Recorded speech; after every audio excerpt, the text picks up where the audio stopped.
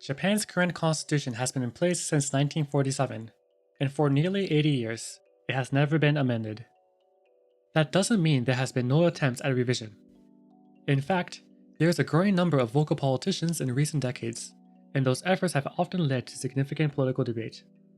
So in this video, we'll examine the outline and structure of Japan's constitution, and then examine several articles that continue to shape political debates in Japan today. But before getting into that structure, it's useful to briefly look at how the constitution was created. Japan's current constitution was drafted in the immediate aftermath of World War II, during the Allied occupation. Under the leadership of Douglas MacArthur, the initial draft was completed in about a week, and the final document came into effect in 1947. From the beginning, there has been debate over how to interpret this process. Some view the constitution as largely shaped by the occupation authorities, while others emphasize the role of Japanese policymakers in adopting and implementing it. Either way, this document marked a clear break from the pre-war system, and many of the debates we see today trace back to those original design choices. Before getting into those debates, it's useful to have a general sense of how the Constitution is organized. In total, it contains 103 articles across multiple chapters, covering everything from the role of the emperor to individual rights and the structure of government. Rather than going article by article, you can roughly think of Japan's constitution as falling into four broad areas. First, governance, or how political authority is organized. This includes the emperor, the diet, the cabinet, and the courts. Second, fundamental human rights, which outline civil liberties, equality, and social rights such as education and welfare. Third, security and pacifism, centered on Article 9 of the Japanese Constitution and Japan's post-war commitment to pacifism. And fourth, rules of the system, including public finance and how the Constitution itself can be amended under Article 96 of the Japanese Constitution. Most of those provisions function without much controversy, but a few have remained politically contested. To start with, consider Article 1 of the Japanese Constitution. This article defines the emperor as the quote, symbol of the state and the unity of the people, rather than a political ruler. This represents a clear break from Japan's pre-war system, where sovereignty was formally vested in the emperor. Under the current constitution, sovereignty rests with the people, and the emperor's role is entirely ceremonial.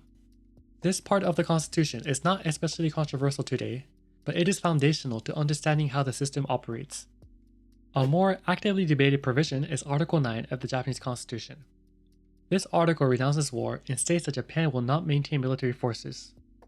In practice, however, Japan maintains the self-defense forces, which function as a de facto military. This creates an ongoing tension between the constitutional text and political reality. A few administrations have addressed this gap through reinterpretation rather than formal amendment, allowing policy to evolve without changing the text itself. A different type of issue appears in Article 24 of the Japanese Constitution. This article states that marriage shall be based on the quote, mutual consent of both sexes. At first glance, this may seem straightforward, but in recent years, it has become central to debates over same-sex marriage. The government has generally taken the position that the wording does not require recognition of same-sex marriage. On the other hand, critics argue that this interpretation conflicts with Article 14 of the Japanese Constitution, which guarantees equality and prohibits discrimination. Finally, there is Article 96 of the Japanese Constitution, which governs how the Constitution can be changed. Under this article, amendments require a 2/3 majority in both houses of the Diet, followed by approval in a national referendum. This is a relatively high threshold, and in practice, it has made constitutional revision extremely difficult. In fact, in the early 2010s, the Liberal Democratic Party, under Prime Minister Abe, proposed lowering this requirement, but the idea faced significant opposition and was ultimately not pursued. As a result, even when there are strong political arguments for change, those changes often do not occur at the constitutional level. An additional point of debate is something that is not included in the current constitution. Japan's constitution does not include a comprehensive provision on emergency powers, which has become an important part of recent debates. Critics warn about the potential abuse of such powers, sometimes pointing to historical examples like Nazi Germany. On the other hand, proponents argue that clear emergency provisions are necessary to respond to real-world crises, such as natural disasters and pandemics.